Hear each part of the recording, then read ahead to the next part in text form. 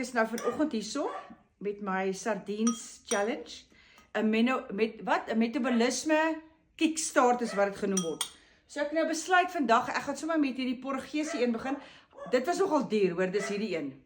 Dit was R100 vir hierdie een. Soos ek sal dit nie weer koop nie, want dit is 'n bietjie duur vir my. Maar ek spoil myself en kyk hoe mooi is die boksie. Ek's mal oor. So hulle sardiens lyk so. Dis nogal bietjie meer sardiens as die ander, wil ek my verbeel.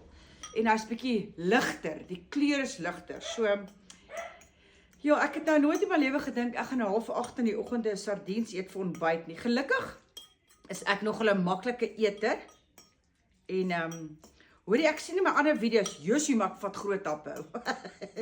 Woe! My broer sê mens altyd, Leilani, die kos is jou, né? Dis okay, jy kan maak vir my relax. So ek gaan nou 'n dames happie vat, julle, 'n klein happie. Okay. Baie lekker. Ek weet glad nie hoekom dit so duur is nie. Verstaan dit nie. Ek weet nie hoekom dit so duur is nie. Maar nou ja, ek hou van die boksies, soos ek sê, dit lyk baie True Religion. Jy onthou net daai jeans, dit lyk baie so. So ja, julle, ek gaan sover goed aan. Ek gaan weer die link share van die Dr. Boss, wie se goed julle kan gaan Google oor die 72-hour kickstart met sardiens. Okay. Ek is lui vandag. Nou kan ek nou kliënt toe gaan. Myself dik aantrek want dit is winderig aan buitekant. Cheers.